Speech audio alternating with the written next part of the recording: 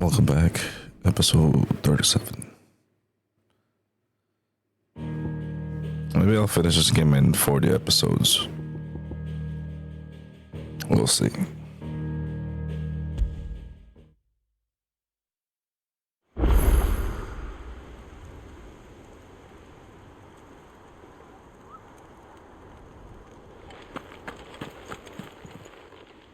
Welcome to the Patron's Whisper. Is everything we've received and everything promised? You earned this. Best of luck out there, Sid. Clive! Quick look. Think you can help?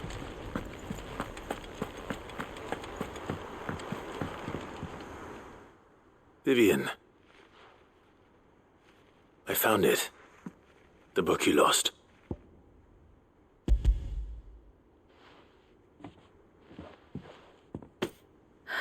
You found it. Thank you, Clive. Even though I asked this of you, I was not entirely sure it would be possible. I feared the executors had seized every copy. I met with one of these executors, and I convinced him to let me keep it. He told me something. That the truth is just a matter of collective belief. And that if enough people believe a lie, that lie becomes the truth. It does. But it also means that the truth is not immutable. That it can be changed. Provided that those who wish to change it can convince enough people that their perspective is the correct one. As the sad history of the bearers proves. You said that the book inspired you to become a scholar. It did. Or its author, rather. She was a heretic, you see. A firebrand and a dissenter. A gallows stood ready for her in every corner of the realm. And by shunning society, or perhaps being shunned by it, she stumbled upon a truth so potent that an entire realm trembled at the prospect of its utterance. I, too, have always felt somehow set apart from the world of men. A stranger to my own species. She taught me that my solitude was not a curse, but a gift. And that, though my journey to the truth might be a lonely one, what I found at my destination would be more than worth the cost. Do you still feel that way? That you're not one of us? Honestly, I'm not entirely sure anymore. Since coming to the hideaway, I find my thinking somewhat clouded. Perhaps the result of studying mankind from a rather closer perspective than I had intended. But the more I study, the more I find value in this perspective.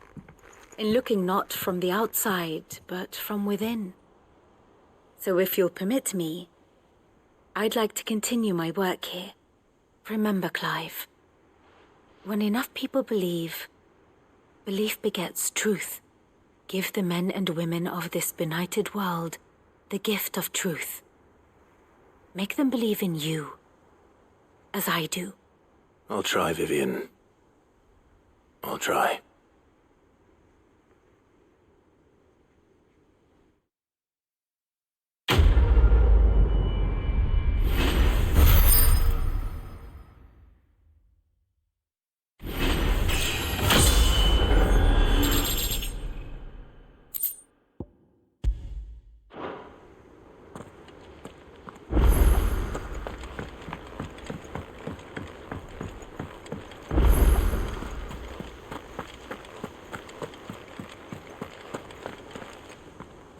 Uncle, I bring good news.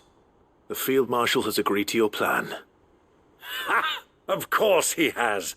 I didn't doubt you for a moment, dear boy. Rutherford is accompanying him back to your manor in Porter's Alder as we speak.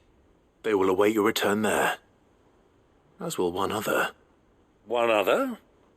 Who, exactly?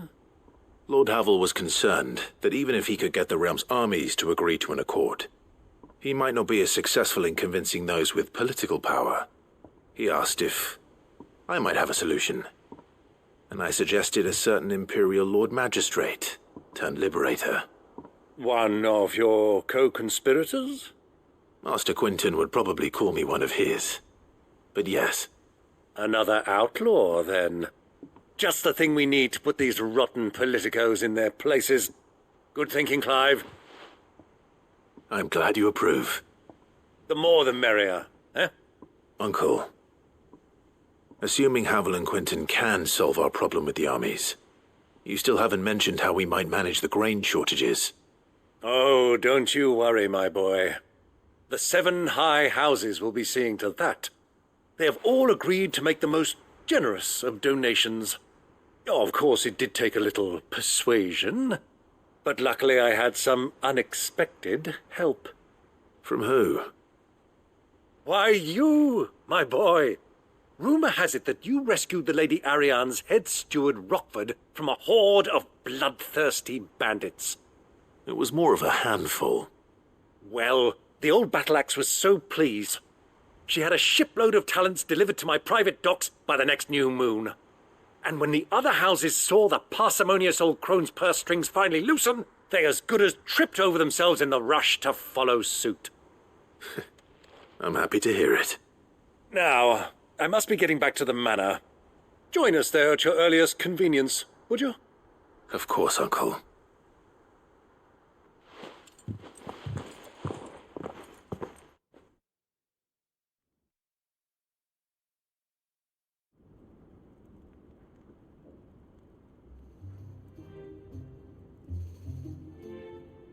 And how, pray tell, will we get that grain to the capital if the roads are still overrun with akashic?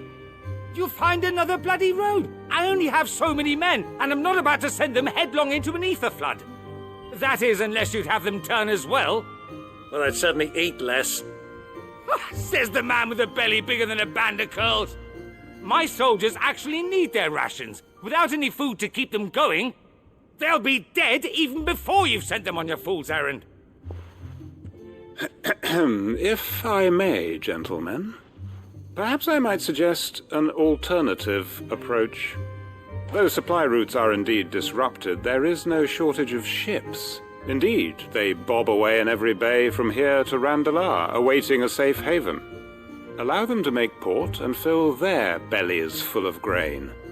And once those who crowd the cities are fed, ferry the displaced back to the countryside to work the fallow fields. But I'm sure that you wish to continue your discussion.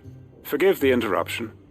2 such firm friends as yourselves need no help from the likes of me. Rutherford spoke fondly of the great bond between you. Us? Friends? I can't stand the man. Clive, I'm beginning to question the quality of the company you keep. And what kind of company were you expecting him to keep? The man's a criminal. Criminal? How dare you?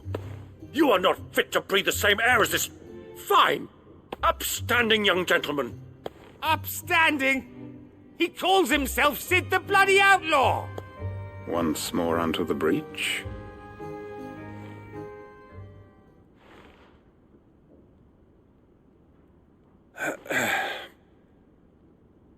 Shall we begin again?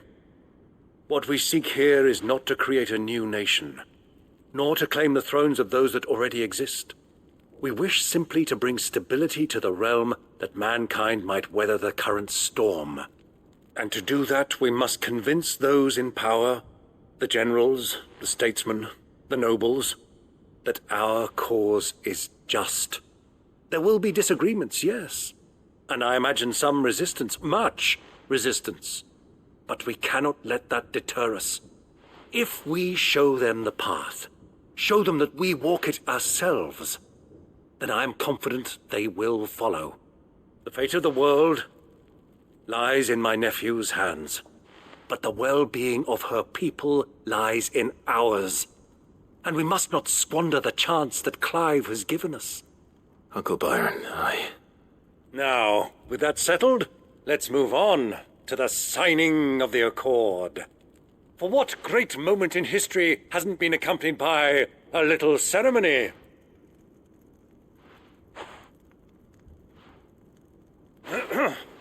Citizens of Valisthea, I present to you the Triunity. Rutherford, Mike Will.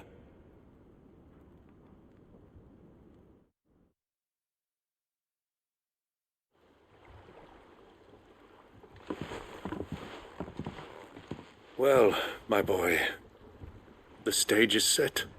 That it is. This is the role you were born for. Now I ask only that you trust in the talents of your supporting cast. We shall play our parts to the best of our abilities, that you might have the opportunity to shine. The realm needs its Sir Crandall. And there is no better Crandall than you, Clive. I want you to keep this signed accord as proof of our faith in you. I will. Thank you, Uncle.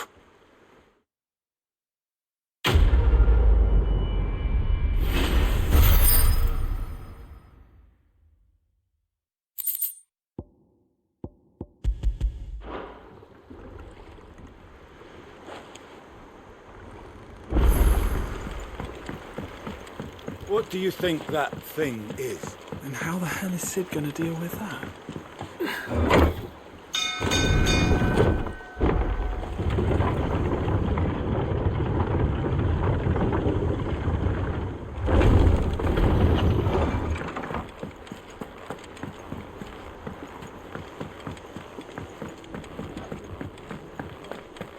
It was no trouble at... Clive, you're back. How'd you get on? Any luck? Any luck, you say?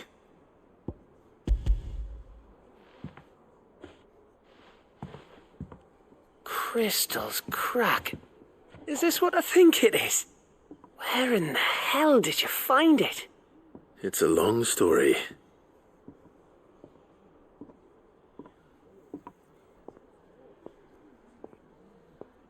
Right there on the road to Eastpool. Who'd have thought it? Everything up there's been abandoned for years. The empty cabin made for the perfect shelter. Though I fear my presence may have forced the poor creatures to look elsewhere. Don't blame yourself, Clive. The Blight's right on Eastpool's doorstep. They'd have had to move on before long, even if you hadn't have turned up. They'll find a new home. Trust me. After all, that's what us endangered animals do. Anyway, what matters is, you managed to nick us one of their quills before they could run off. And now all that's left is to fix it to the carving. I didn't know you could carve. Reckon there's a lot you don't know about me. Like the fact I'm as good with a whittling knife as I am with a sword. And that bone Ember gave me's a dream to work with. What did you say it was from again? An Avis? But it weren't your Avis, Sid. I slew one of my own at last. So all those long nights in the pit finally bore fruit. I'm proud of you, Ember. Don't speak too soon. I ain't done my trial yet. There we go.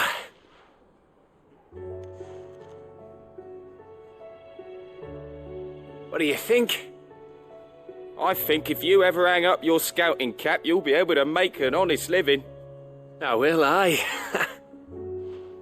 I should go and see if Ed is awake. Give it my best. You can give it to yourself. Come on.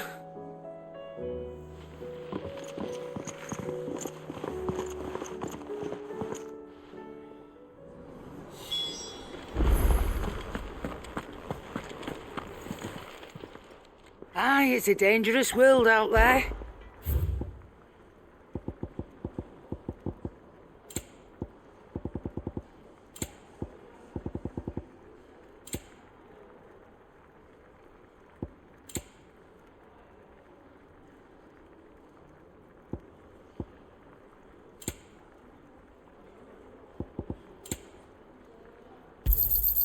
You're rubbing me blind, you know. You'll not find a better price than that. Is that all? Trouble with your gear, or... So, what'll it be?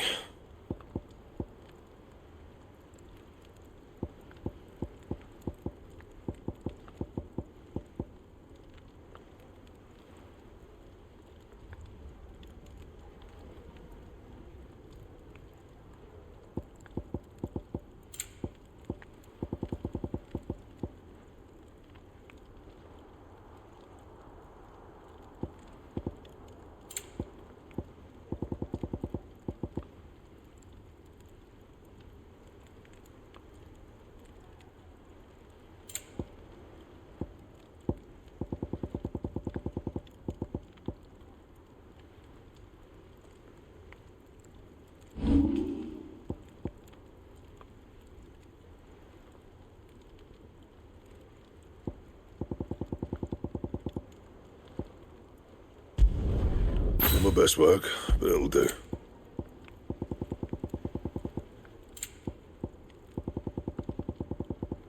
That it? Fine.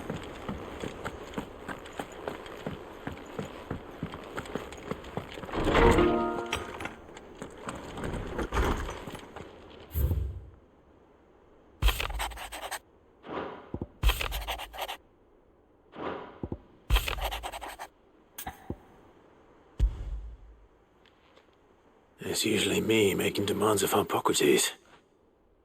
I wonder what this is about.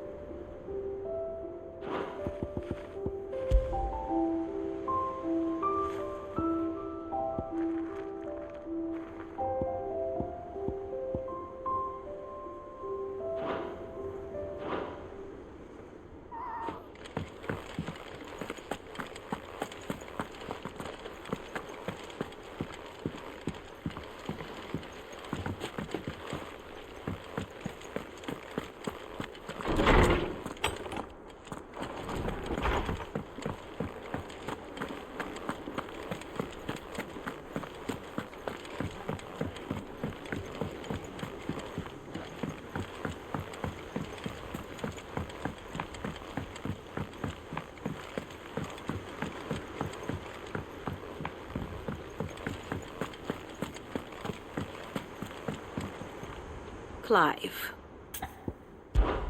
How may I help you today? One must understand one's place in the world.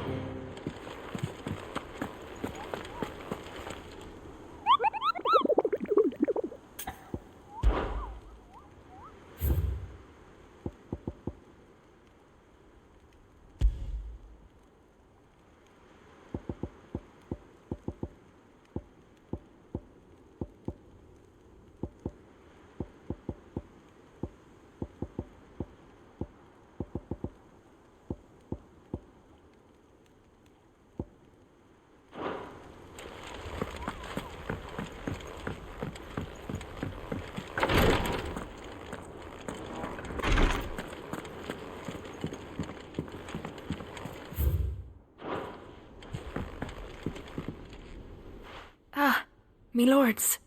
How are you feeling? Well, thank you. Is something wrong? Wrong? No, nothing like that. What it is... Go on, please.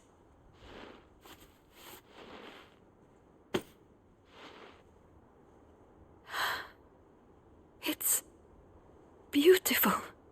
Did you make it? We did, aye. It's from all of us here at the Hideaway. Your new family, like. It's a good luck charm. We may come up north when a band's on the way. I mean a baby. To let him know that they're part of the family too. Oh, I hope you like it. I don't know what to say. I thank you, my lords, for everything. If there's anything you need, just let us know. I will. Clive, fancy a swift off? I'm thirsty. I could be convinced.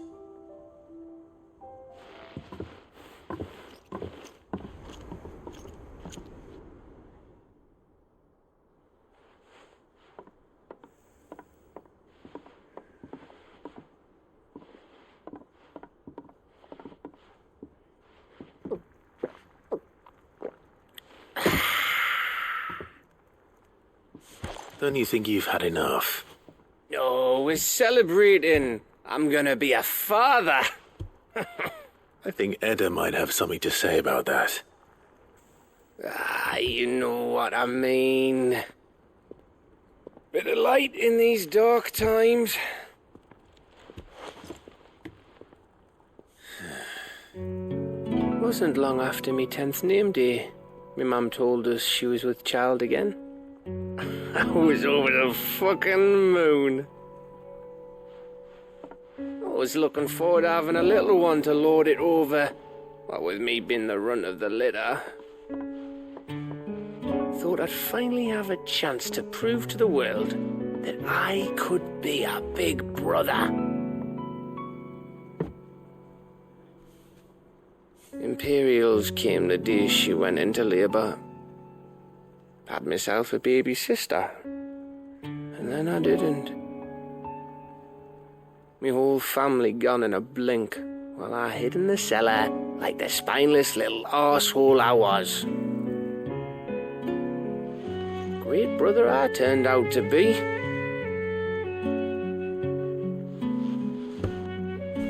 I'll never be a leader. And I'll never be a hero. I'm just a daft little dog who comes running when his master calls. I'll never be like you, or Sid, or Jill, or even Torgal. Have you finished? Maybe.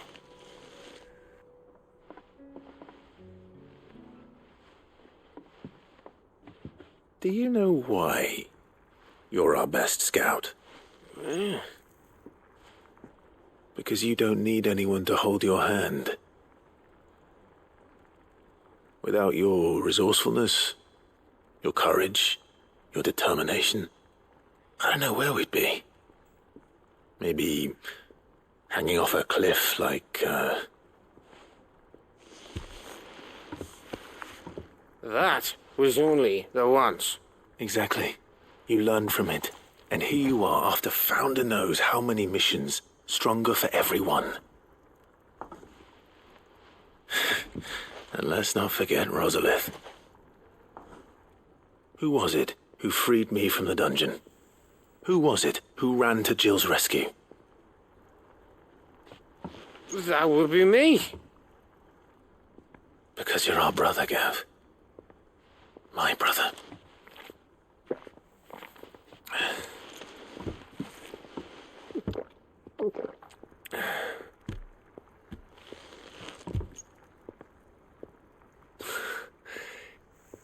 Your brother.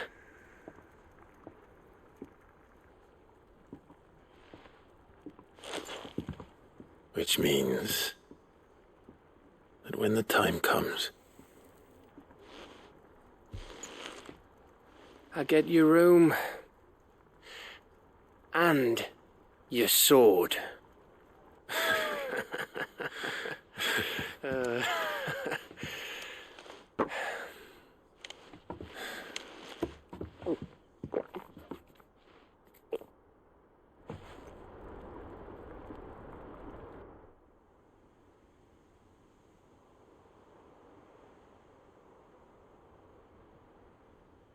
I may have had one too many. You may have had 10 too many. I said I was thirsty. Better get back to work anyway, after I walk this off. Clive? What is it? Thanks for, you know. I know.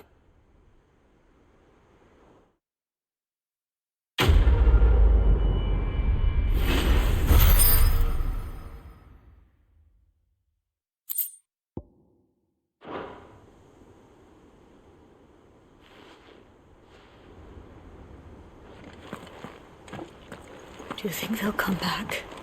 Of course they will. It's just a big crystal. How hard could it be?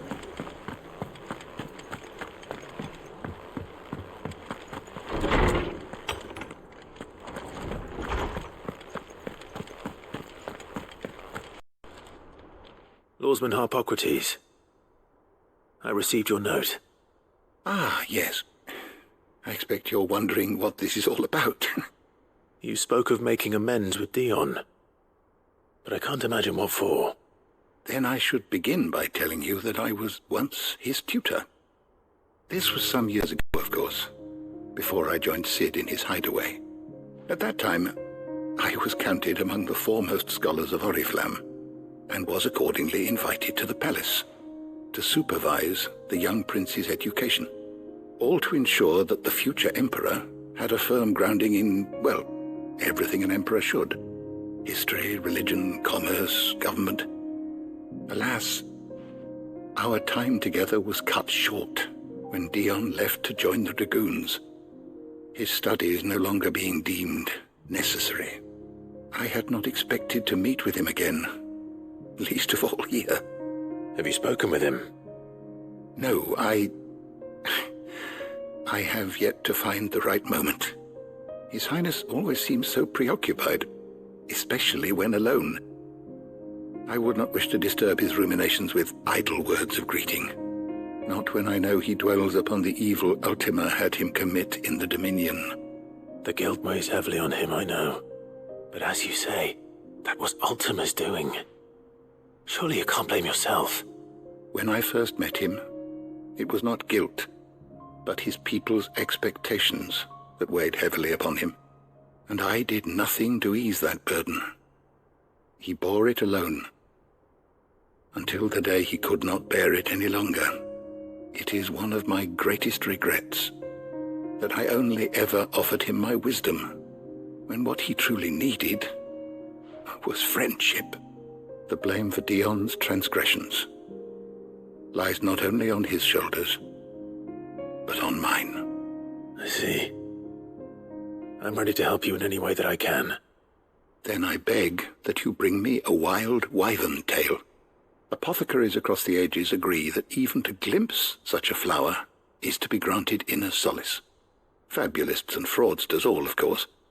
But there is oft a seed of truth to be found where even the most outlandish opinions align. Well, it can't hurt to try. Where can I find this flower? And how will I know it?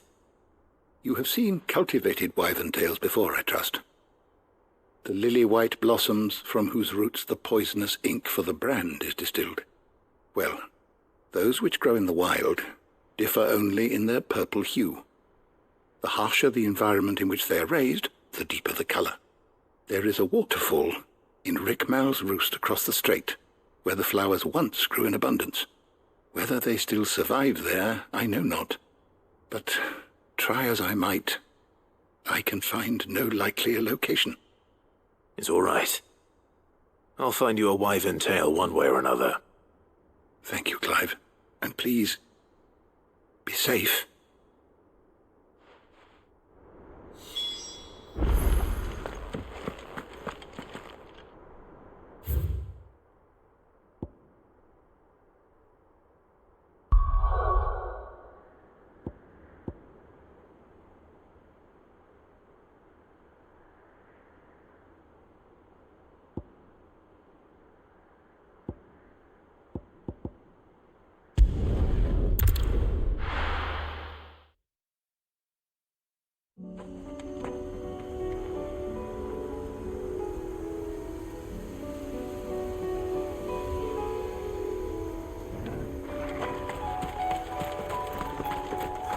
Unwavering will and an unbreakable...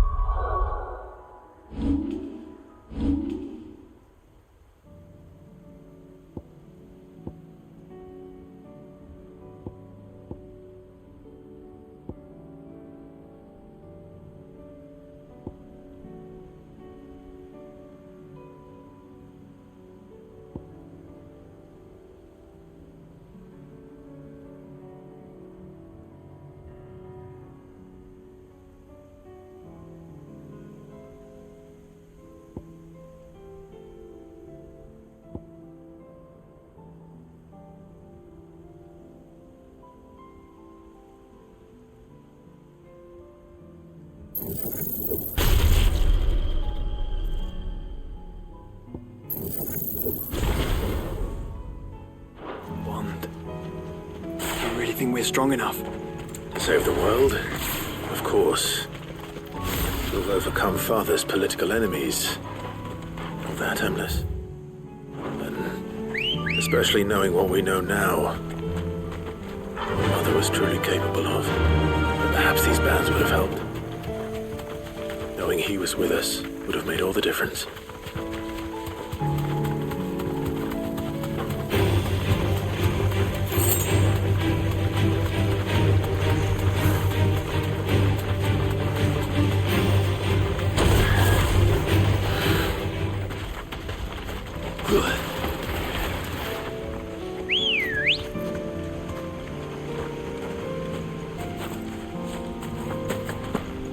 Let's go. Faster!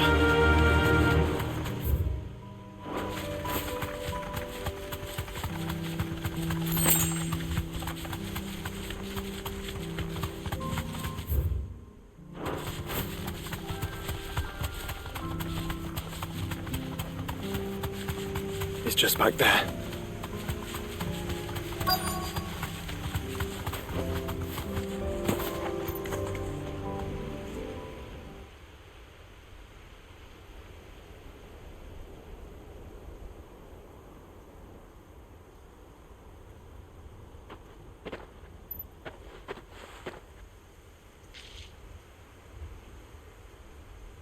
Father always fought for what he believed was right. It wasn't until that night at Phoenix Gate that I realized I had never fought for anything. I always had someone else to do the fighting for me.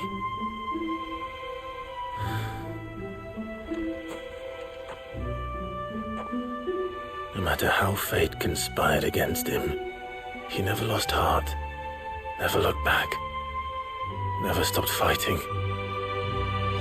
To me, he was the greatest of men. And I've been trying to live up to his ideals ever since.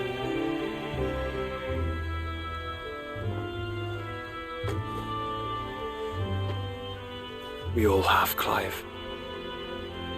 We all have. And we'll keep trying. Because that's what he would have wanted. What he would have done himself. Even if it meant standing against the very gods in the heavens. I shall be borrowing this, Father, if I may. That you might watch over us as we follow in your footsteps.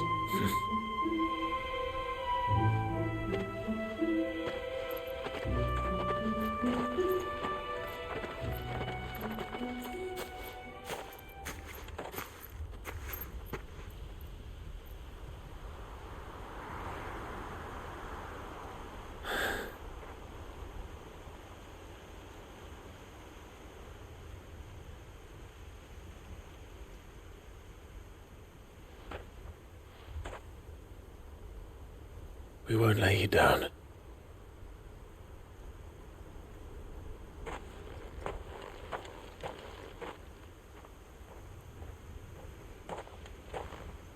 Onward then. Onward. To the end. And to a new beginning.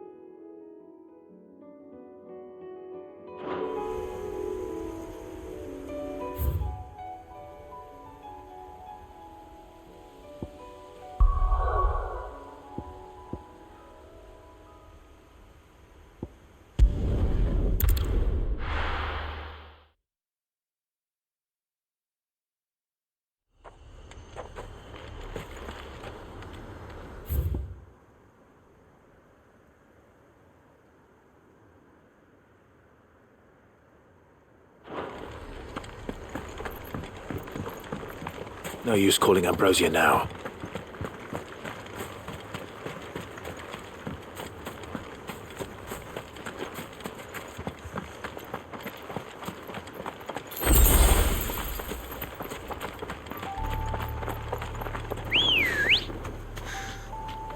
Let's go. Run like the wind.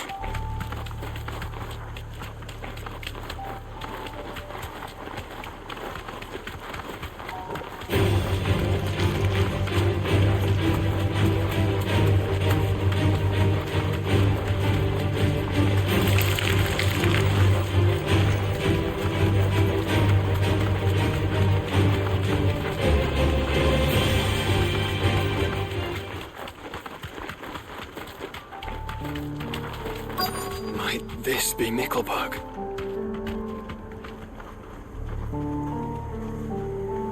Straight home now.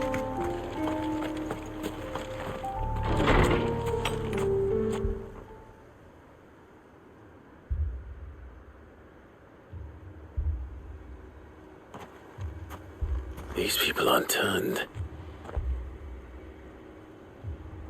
And the village seems safe enough at least.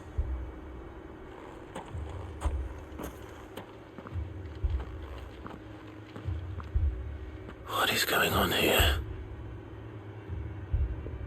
Ah, did you too heed the call? Heed the call? No, I came here looking for someone. To be honest, I wasn't sure I'd find him here. Let alone all of you. Is that so? What are you doing here? Is this where you live? It is my home. The others, they heeded the call. You keep saying that. What do you mean? They came here to perform the rite, just as King Barnabas instructed. This village is their altar, where they shall cast their souls upon the gentle waters and give themselves to the Lord. Give themselves? Oh, Lord, cleanse us of our sins. Let us be reborn in your loving arms. Free us from the torment of this mortal realm. They want to be saved. Forgive me, but did another foreigner like me come here? He was probably wearing a cowl. You mean the traveler from Storm? Yes. He is staying at my house, toward the rear of the village. Thank you. If you don't mind, I'll go and greet him. They seek the same salvation Barnabas did. At least the third chair still lives. Let's go and find him.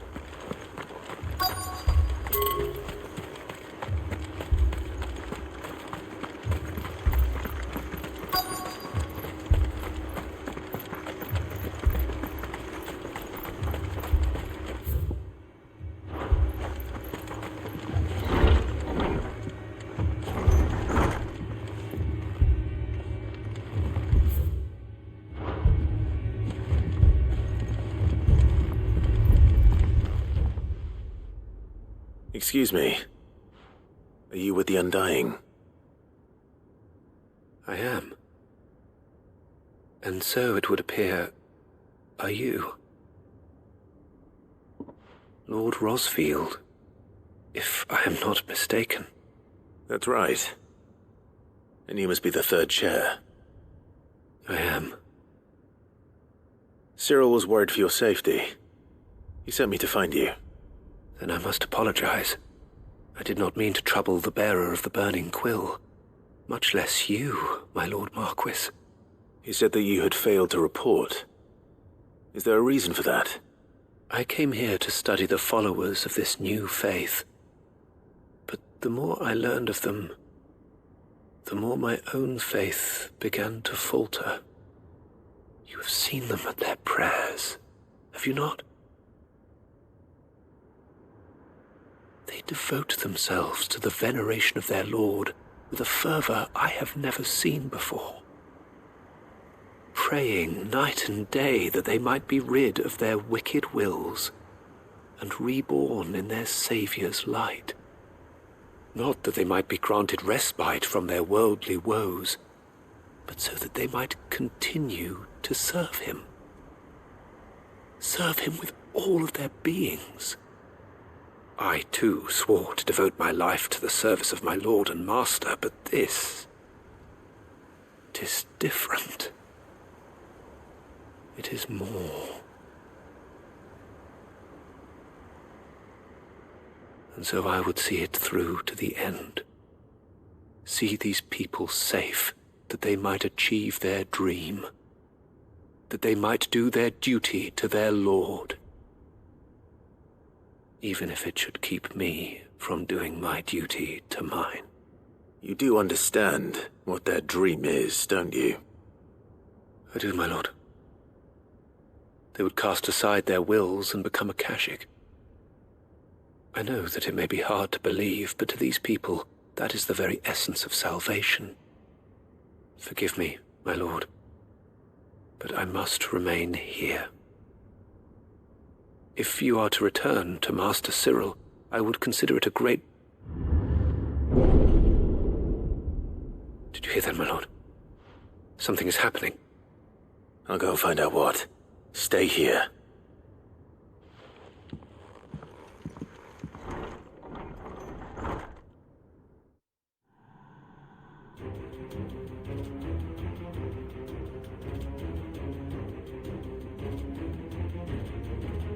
An ether flood.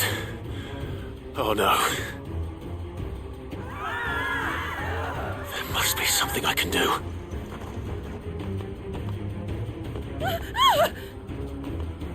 Echoes as well. Found her. Ready, brother?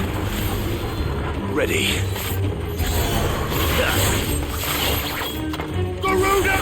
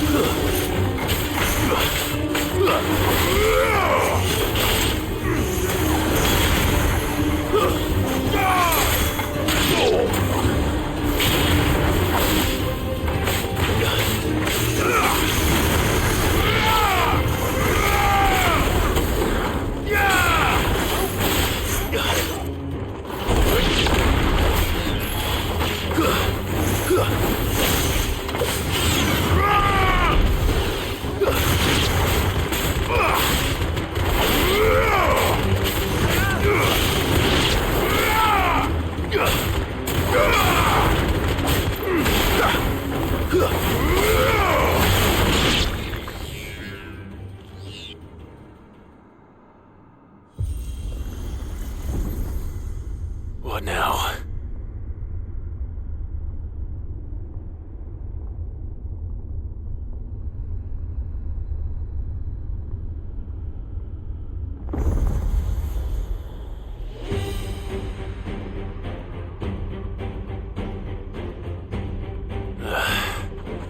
We meet again. I've killed your kind before.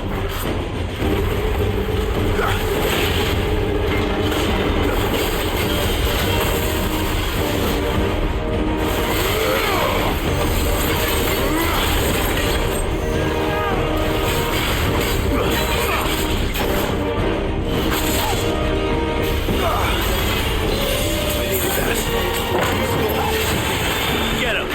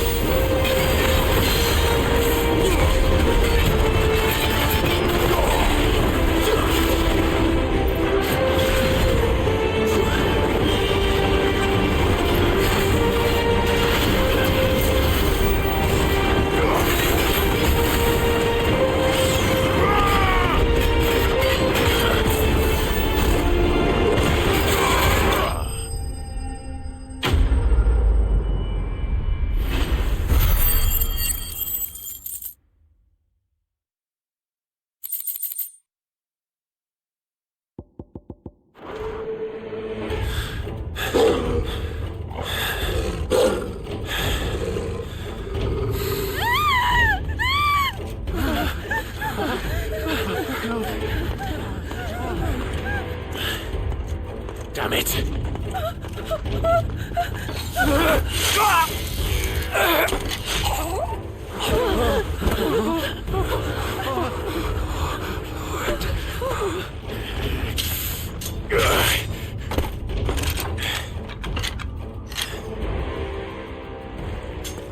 Don't you die.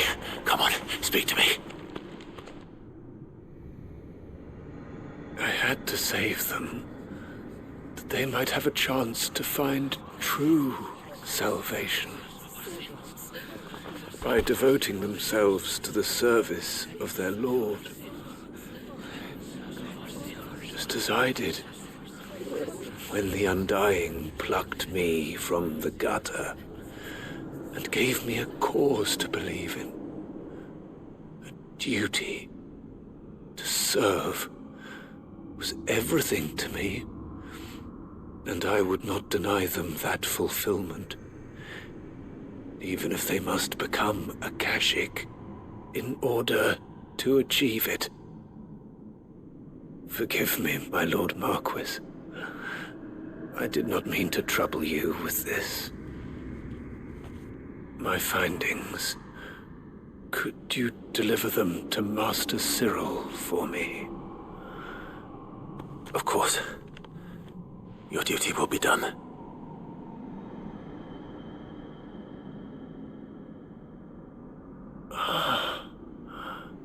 Look, my lord. They are saved.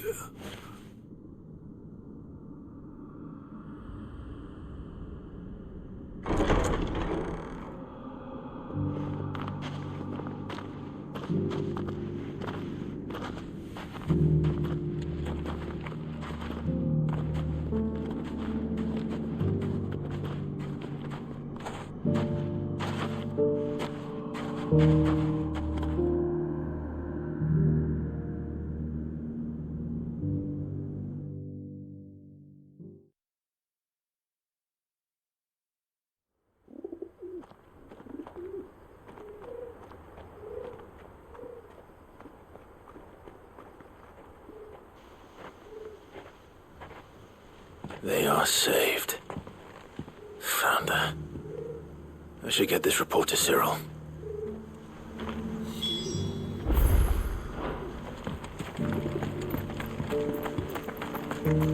Here, take a look at my wares.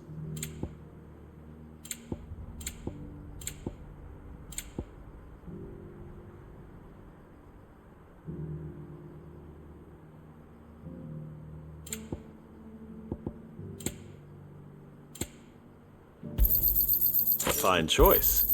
Of course. Anything else? Come again.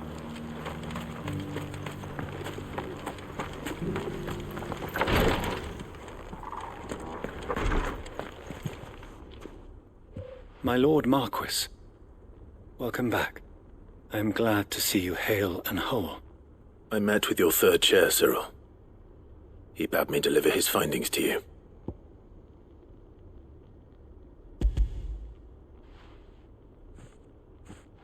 Thank you, my lord. He remained in Ash? He died protecting the villagers from an echo. I buried him in Mickelberg.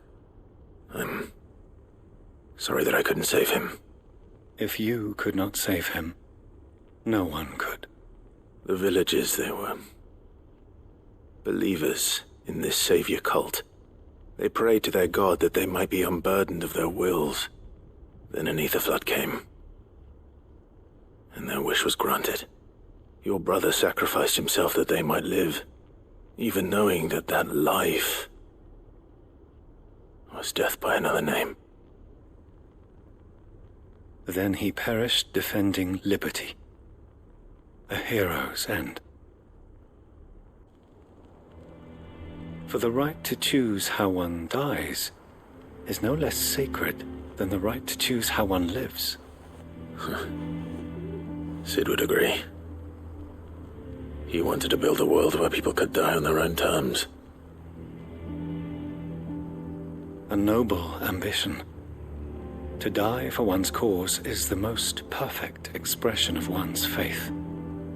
It matters not how misguided others might judge one's decision to be, only that the decision is one's own. We live according to the teachings of our order. We believe in them, we protect them, and yes, we die for them. For better or worse, that is our creed.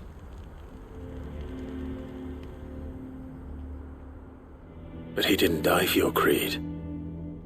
He died to save them, and you still believe that what he did was right. I believe that he believed it was. We of the Undying are not slaves, but willing servants. And this was his will, the ultimate expression of it. All right. I'd like to know this man's name, Cyril. To know the names of all the Undying who've fallen in the line of duty. They died serving my house. It's only right that I remember them. That is my duty. Of course. I shall fetch the Book of Martyrs at once. My lord, it has been, and shall ever be, the greatest honor of my life to serve House Rosfield. Though our duties may differ, yours is no less important. I pray with all my heart for your success. And were they here, I have no doubt but that every one of my fallen brothers and sisters would feel the same.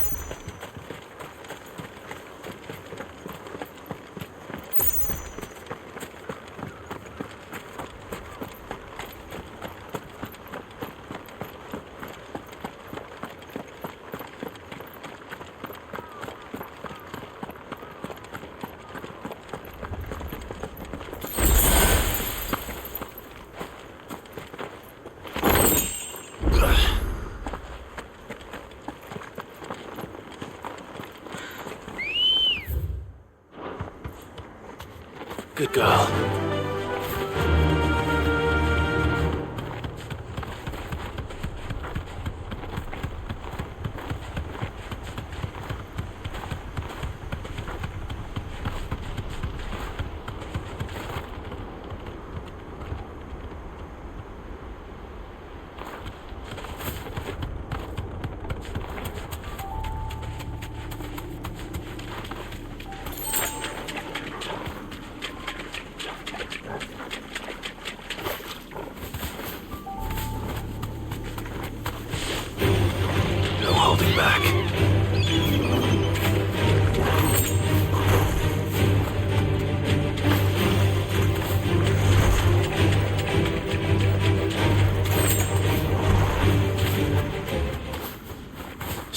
place has been flooded twice over. Purple flowers blooming next to a waterfall. Shouldn't be too hard to find. Have care.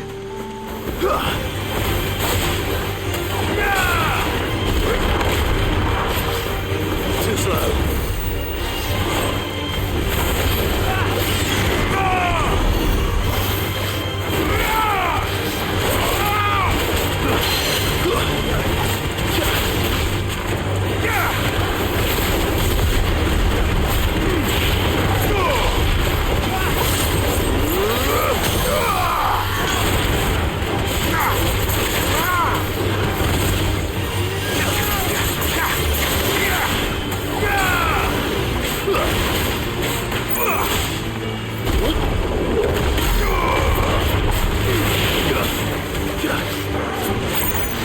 Nice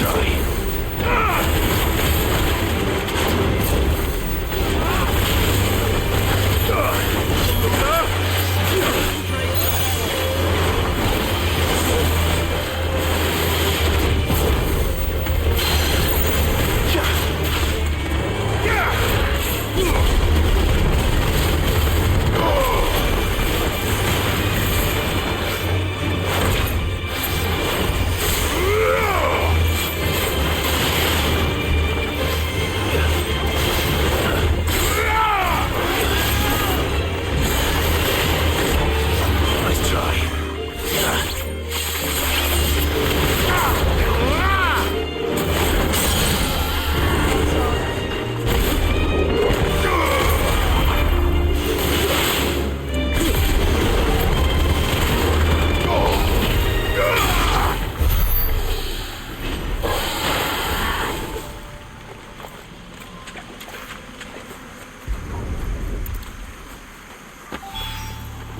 Here they are. Might as well pick enough for a bunch, I suppose.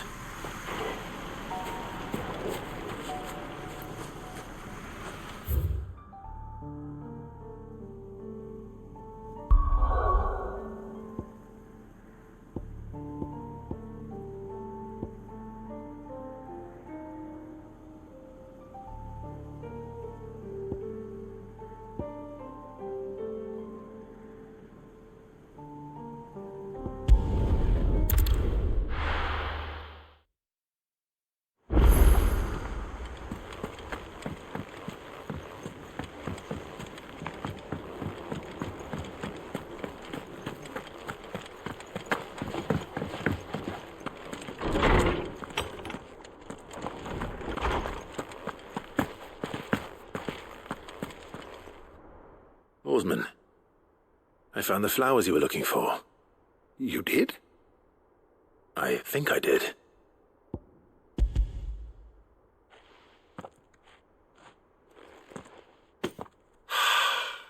You did indeed. My dear boy, thank you. You wanted to make Dion a gift of one, did you not? Shall I invite him to join us? Oh, I don't... It's no trouble. I'll go and fetch him.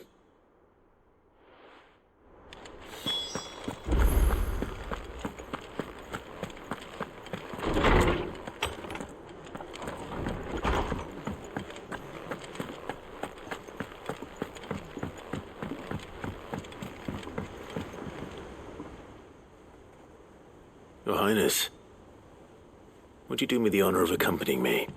No. It is time, then. No. Only to the shelves. Our lawsman has something he'd like to give you. Master Harpocrates. No. I dare not show my face before him. Not after everything I have done. I have taken countless innocent lives. And ruined countless more. All because I was weak. I have sworn to atone for my crimes or die in the attempt. But were I to meet with him again, and see in his eyes what I have become, I fear that my resolve might falter, then that is all the more reason to do it. Test your resolve. Prove to yourself, and to him, how strong it truly is.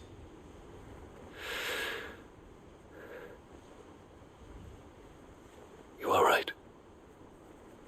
I must, at the very least, offer him my gratitude. Very well, then. Take me to him. Follow me.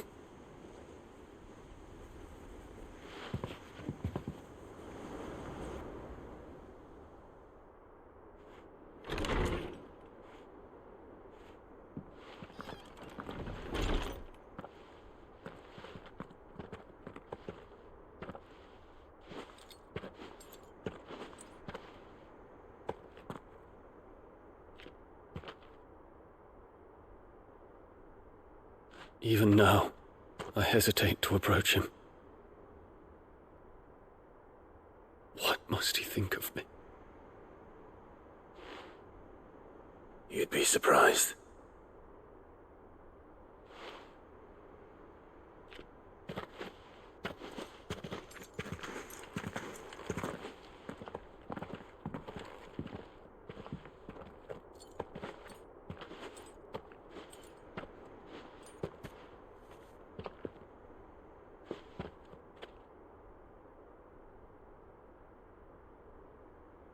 Master Harpocrates, pray, accept my apologies for leaving your tutelage before my studies were complete. Your lessons opened my mind to a world quite unlike the one I had imagined from within the gilded confines of the palace. And I shall be forever grateful for the efforts you made to enlighten me. Lift up your head, Your Highness. The deeds of youth require no apology. That you took the time to visit me says much about the man you have become. Now, there is something I would like to show you.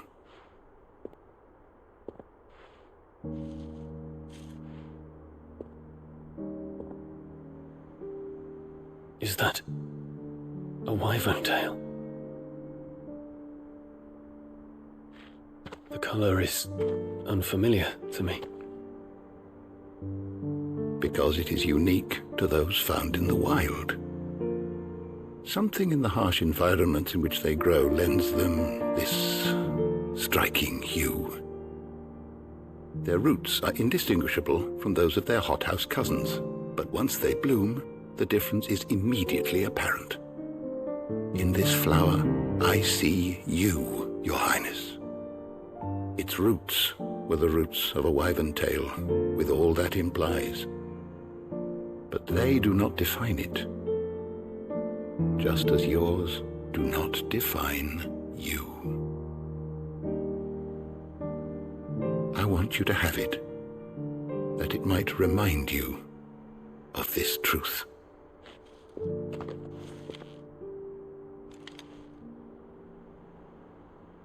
Master Harpocrates, I would ask of you a service. Keep your gift until I have fulfilled my duty to the realm, for only then shall I be deserving of it.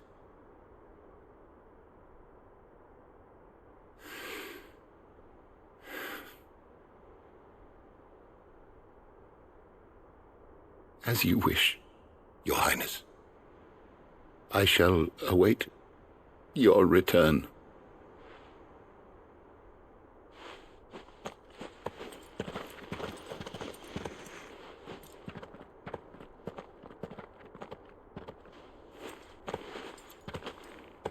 Our roots do not define us.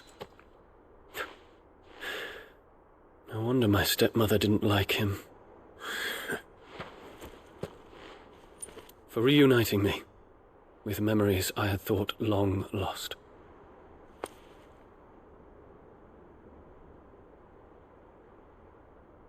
I shall not forget this.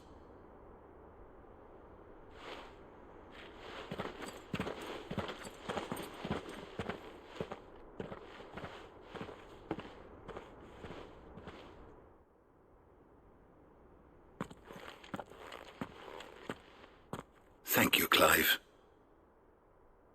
Were it not for you, I fear I might never have found the right moment to speak with him. Not to mention the wyvern tales. I shall plant their seeds, that I might not disappoint His Highness upon his return. I hope the soil in the hideaway is to their liking. Why, these flowers bloomed in the bleak, black wastes of Waloed. I'm sure Nigel's yard will suit them to a T.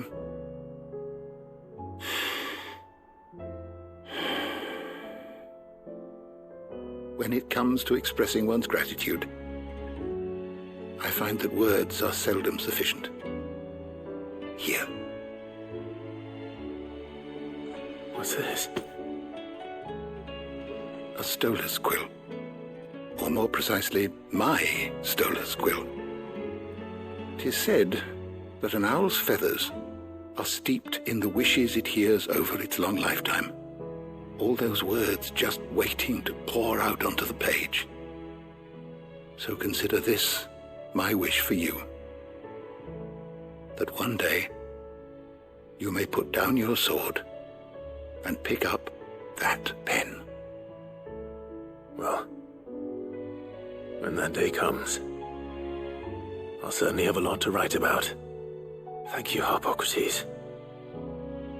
It shall have pride of place in my chamber.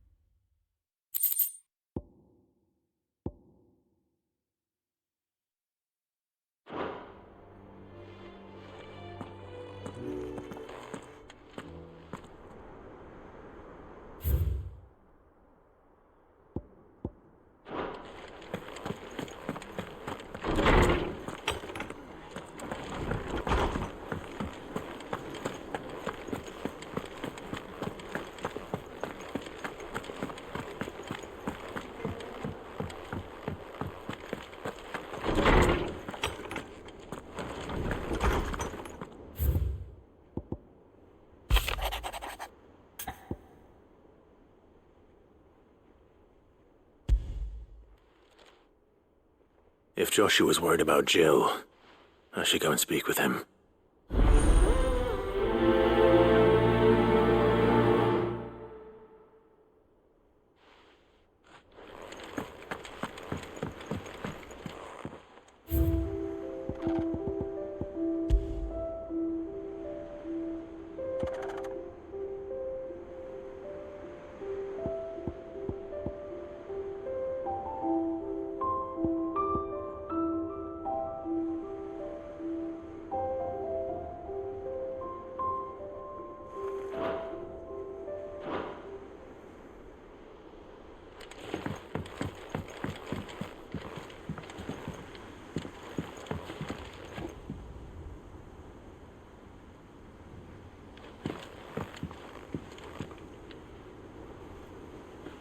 Clive, do you have a moment? Of course. Always. I wanted to give you something. Is this? I stitched it from the cloth you gave Hortense. The piece she said you liked best. I told her I used to enjoy needlework, but I didn't think she'd remember. It's beautiful, Jill. You didn't have to. When I was very little, I recall my mother telling me that young ladies of the court would give knights ribbons from their hair before they went off to war. I still wear mine, so I made you this instead. White is the color of faith. Faith in your friends, your family, your purpose. Unblemished, unfeigned. Just like my faith in you.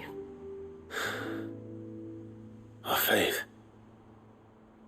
May it ever steer us true. And may it ever bring you back to me. I will always, always be here. Thank you, Jill.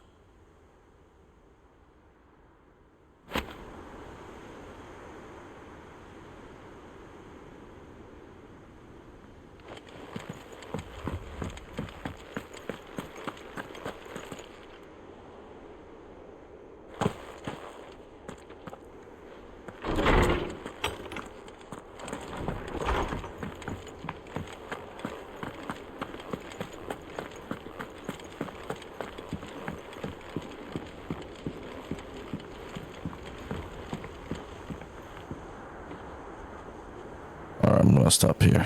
Thanks for watching.